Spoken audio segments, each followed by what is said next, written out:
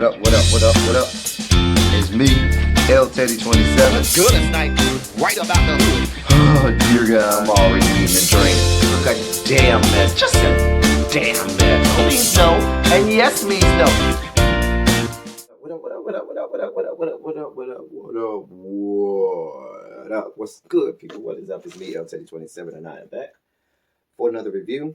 Oh, new show alert, new show alert, new show alert. This is going to be a new show that we'll be reviewing. I don't know if we're going to stick in this one, y'all. I can see up front. I don't know if my capacity is up for this, but it's a new show.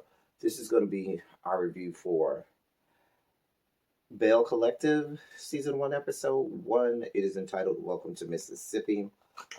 What am I eating on? So, I wanted some fruit. So, this is Dole Monte Fruit Refreshers. It is grapefruit and oranges in pomegranate fruit water. I don't know. It's really good. So, yep. That's what we're eating today. So, y'all, this show is based in mm, mm. The water is really good. Well, pomegranate water is really good. Anyway, this show is based in Jackson, Mississippi. It's supposed to be, about Southern belles, I guess. And it's aimed at debunking and dispelling some of the notions and concepts and ways of thinking that people have about people in the South, specifically the Deep South. Let me say this. Some parts of this show, help their cause. Some parts of the show did not. I feel like I'm off center, y'all. I don't know, y'all. I'm just gonna turn myself like that a little bit. Who knows what that just did? But anyway,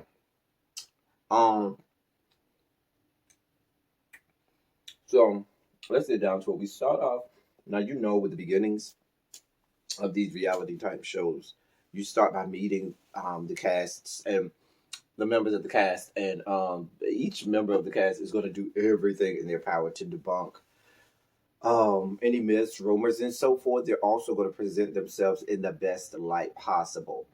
And they're going to, always put their best foot forward in the beginning, and then later on, as the season progresses, you kind of get into the fuckery and fucktitude that really encompasses that person.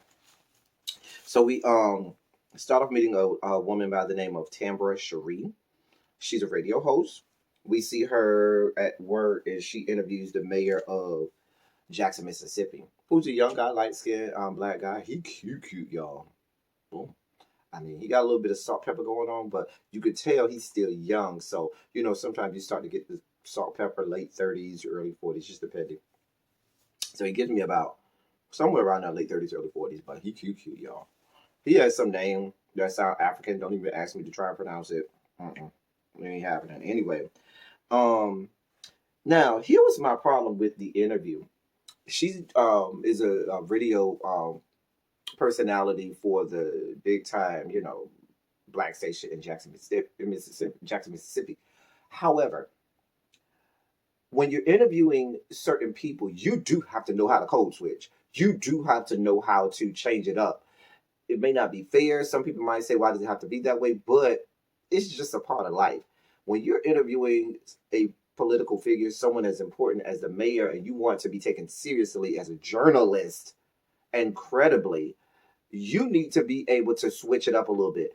And with her conducting this interview, her vernacular, the way she was speaking, her twang and the intonation and inflection in her voice sounded like she was doing an interview for Cardi B or DaBaby or another one of these little people who is a new rapper that I don't know.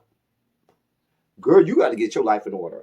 I don't want you to be interviewing somebody sounding like Beyonce, because we all know Beyonce don't know how to talk. Okay.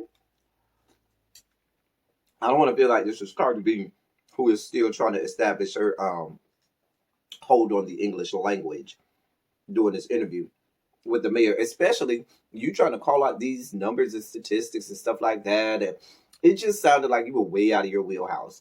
And as a journalist, you're going to have to do better about that. You're going to have to do better with that. So that was just my advice to her, child. A mess. Then we met Letitia. She's an entrepreneur now. I don't really know what she does. She says she has this company that does brunches for entrepreneurs. So is that her only business? Like, how is she an entrepreneur? I don't know. I was trying to make it make sense, y'all. So please tell me what she does besides these brunches. Is that her claim it? If that's how she made her million throwing brunches, child, let me go throw some brunches on it. Because I'm trying to make it make sense. Because I never got a good hold of what she does. Anyway, she she organizes these brunches and events for other Black entrepreneurs. Her husband is a towboater. I don't know what that means. I don't know if that means he's on towboats or tugboats, or I don't know if that means he's a longshoreman. I don't know if that means that I don't know what a towboater is. Listen, that's way out of my realm of understanding. I probably should have looked it up, but I didn't. Anyway, this keeps him away a lot. He's out of town a lot, on the boats or whatnot. She done names her titties, tatas, Mercy and Grace.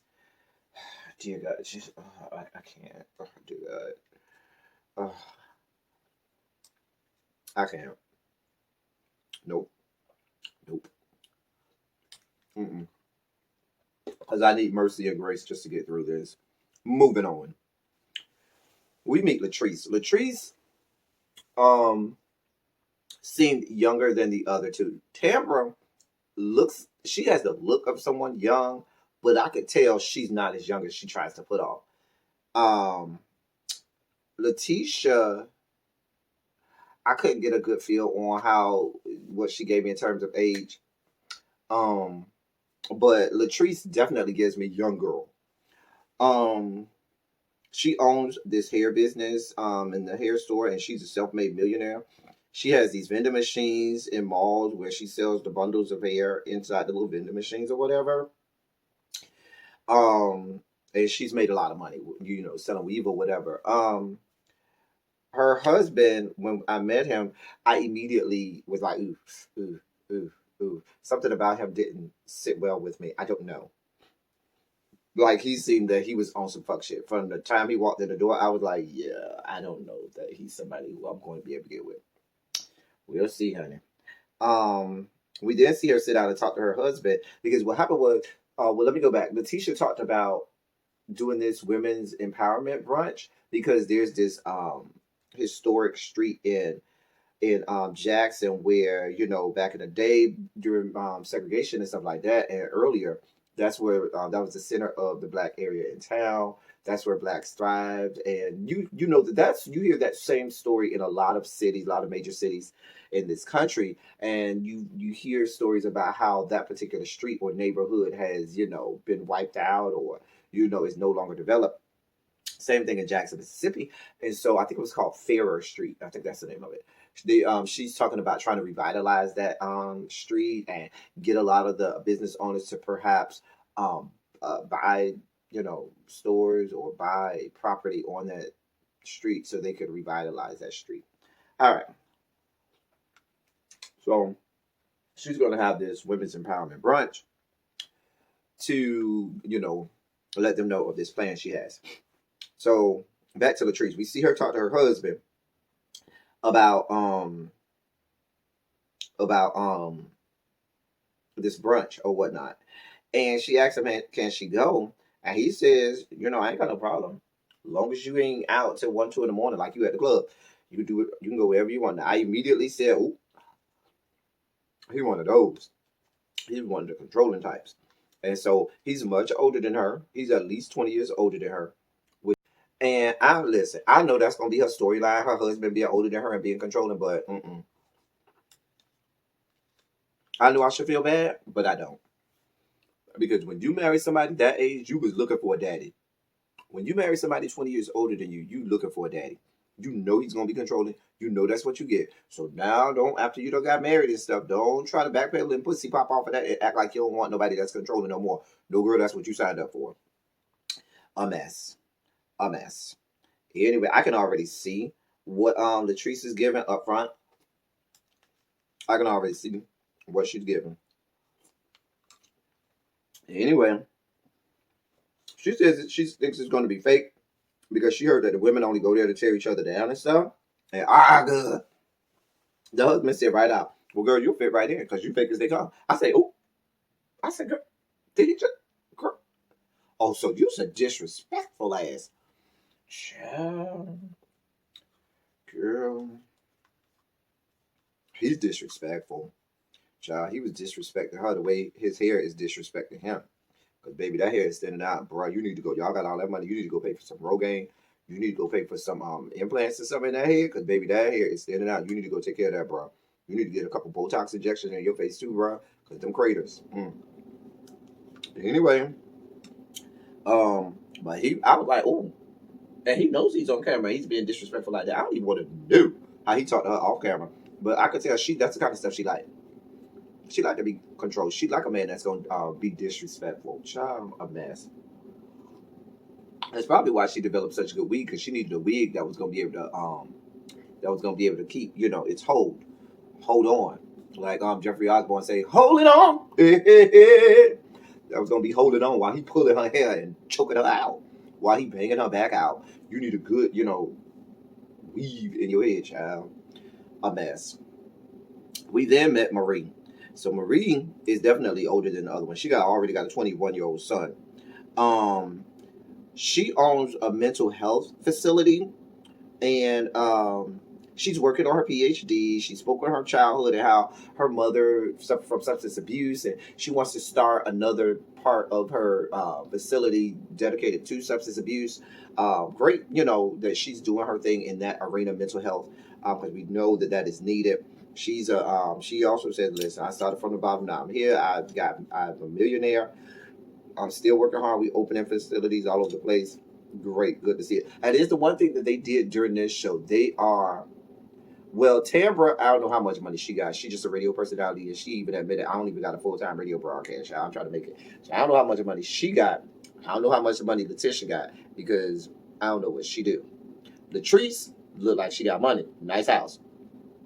Marie, she says she got money. She says she a millionaire, so she got money. So yeah. Then we meet Antoinette, who's a dentist. She says she got money too. I can't do nothing but believe her. So even though most doctors and stuff like that, when they first start out, it take them at least 10 to 15 years before they start making money, because a lot of the money that they're making is used to pay back student loans and to establish themselves and pay for a lot of things that doctors have to pay for early on before they get their budding practice, and then they can just go and make a lot of money. But child, she looked real young to be talking about she got child. I'm not saying it's not possible, but I'm just saying make it make sense. Make it make sense. Oh, that was good, y'all. That was good. So, Antoinette is a dentist. She looked young too. She gave me the Latrice feel, and we find out later on that they're good friends. She's recently divorced. She was in an interracial marriage. She made it a point to keep emphasizing when we first met her about this interracial marriage and about how you shouldn't be afraid to date outside your race. What it sounds to me is she exclusively dates outside of her race. She give me that. She give me that vibe that I don't want no parts of no black peen, which was very weird. Like it was because she has looks to be a great relationship with her father, but I don't know that whole dynamic. I don't know, but anyway, she's in the process of opening her own practice. She seems very invested in that. We see her go out to this spot where she wants to practice to be, and it's just not ready. They have a lot of work to do. She calls her dad on FaceTime and gives him a virtual tour of the the place or whatnot.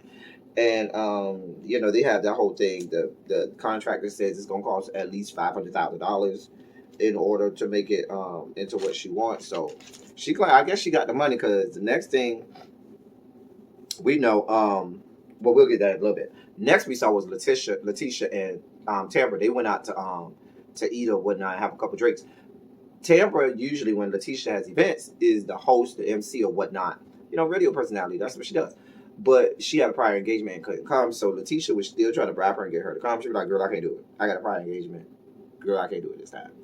And then we see Antoinette going car shopping for, she calls it the divorce Porsche. she's buying her a Porsche in order to get over her divorce. Latrice comes with her, so we then see that they're good friends. Now, not Tamara Lloyd, Antoinette gives me irrational decision making. And I say that because if you're in the point of, if you're right now trying to open up a new practice, it's that and get your business off the ground, it's gonna cost you $500,000. You throwing all these numbers around. One would think that you would be trying to be frugal and save as much money as you can, as opposed to saying, "Oh, I'm just gonna up and nilly willy buy myself a Porsche." You got that kind of money like that? Well, I guess I'm gonna let you have it, but something's not adding up for me because most people who are in the business of open up a new franchise, open up new stuff, you kind of focus all your assets and money and energy on that. This chick's talking about, "Oh, I'm just going up and buy me a new Porsche," which is not cheap. And it seems like she's not buying it for good reason. She wants to try to impress the ladies. She talks about what it's going to look like when I ride up to the thing on that end, or she talks right up to the brunch in this, and she talks about what it's going to look like when my ex see me riding around in a Porsche. Whereas you feel like it's just to show off to either her ex-husband or to people around town that, "Oh, you see me, you see me." That's a recipe for disaster. For as smart as she is, and I'm sure she's a smart young lady, intelligence level sometimes can be questionable. There's a very difference between being smart and intelligent. Very real difference. So I don't know. Something about her decision making seems off. You see immediately they start to shade the other ladies, and they're alluding to they have this elitist quality about them, but it's not in a traditional sense. It's because the other ladies clearly have money as well, but and they're trying to shade the other ladies or act elitist. It's in how they carry themselves. They feel like the way they do things and go about things and the way they carry themselves is better than everybody else. Not necessarily that they have more money, but just their whole way of living and their whole lifestyle and how they carry themselves and how they look and dress makes them better than the others. And that has to do with their youth and them, believing in their head that, "Oh, I'm up to speed on modern pop culture and what it means to be wealthy in this day and age, and y'all are still attached to some old, level of thinking." So elitist almost in the mindset, not so much in terms of tangible money. So then, when we see the ladies getting ready for their brunch, they showed all ladies getting ready, in various stages of readiness. Marie is getting ready. She went and bought this hairpiece from Latrice's store. So they, combing it out. Listen, y'all, I don't know nothing about weave. I don't know nothing about caliber of hair. What's good, what's not. Should it be stiff? Should it be not? I don't know. I don't know nothing about it. So and the other lady's like, "Yeah, this is some bad weave. It's not good quality." She said, "I paid $600 for the weave I bought there. I don't know what's going on. Somebody need to give me some answers." And in my mind, I was like, okay, if it's that bad of a weave, why would you put it on your head? I'm sure you got another wig somewhere in your house. Girl, slap that on. If this weave is that bad, you go ahead and you take it back the next day and get your money back, so forth and so on. Girl, her plan is to do it at the brunch. And in my mind, I already wrote down this is not going to go well. And you know what this reminds me of? This reminds me of on the Real Housewives of Salt Lake City when Whitney confronted Lisa about the service that she got from her bartenders and stuff like that. With that, and Whitney handled herself the right way. Even though she did do it at the event, she took Lisa to the side, say, "Hey," and even the energy that she brought it to Lisa with wasn't like, "Oh," it was just like, "Hey, girl, I'm just trying to talk to you because I know you said the people to my party and it kind of went left. They were drinking and they broke some of my stuff in my place, and I just wanted to let you know that now Lisa went all out of control about it, but the way Whitney presented it wasn't that bad. I feel like this is going to be the complete opposite." I wrote it down. Going to the brunch. We at the brunch. Antoinette and Latrice look like they just seem like they don't fit in. You can just tell they don't fit in.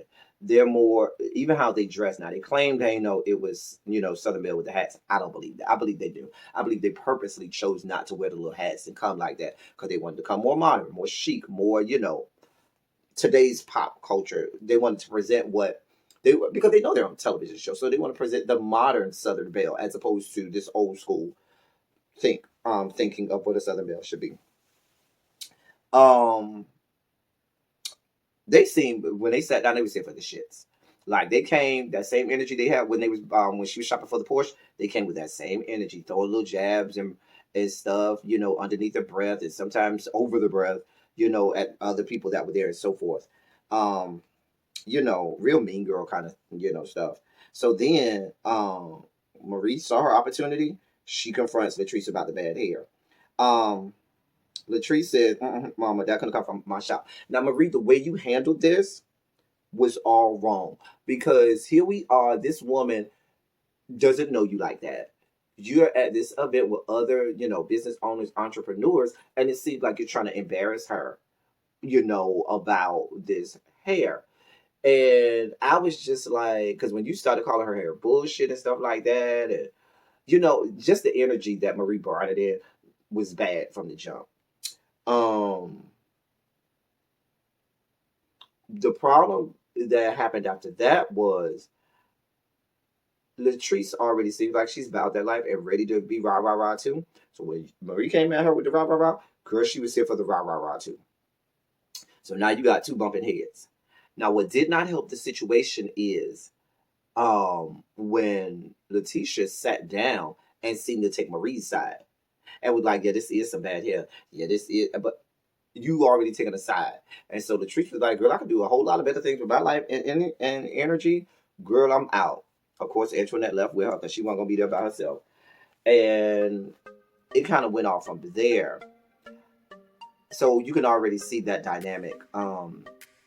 That Latrice and Marie, they're gonna be bumping heads the whole time. They're not gonna see it for each other the entirety of this show. You can already see that. It was cute or whatnot. I want to say something, but I'm not. I'm gonna save it for a future. I'm gonna let this play out. I'm gonna see what it gives. I'm gonna let this play out because I have some commentary that's not comfortable commentary about them trying to get away from some of the stereotypes, but I still kind of see them holding on to certain stereotypes from just the energy that's given, body types that they're giving, mindsets that they're giving. But we'll explore that maybe on other episodes. Y'all let me know what y'all think. I don't know if you watched it. It's available on YouTube. The first episode is already available on YouTube. I don't think it airs until January 15th, but on the OWN Network's YouTube page, it is available. So you can go catch it. That's all I got for y'all. Until next time, thank y'all for coming. Y'all drive safely.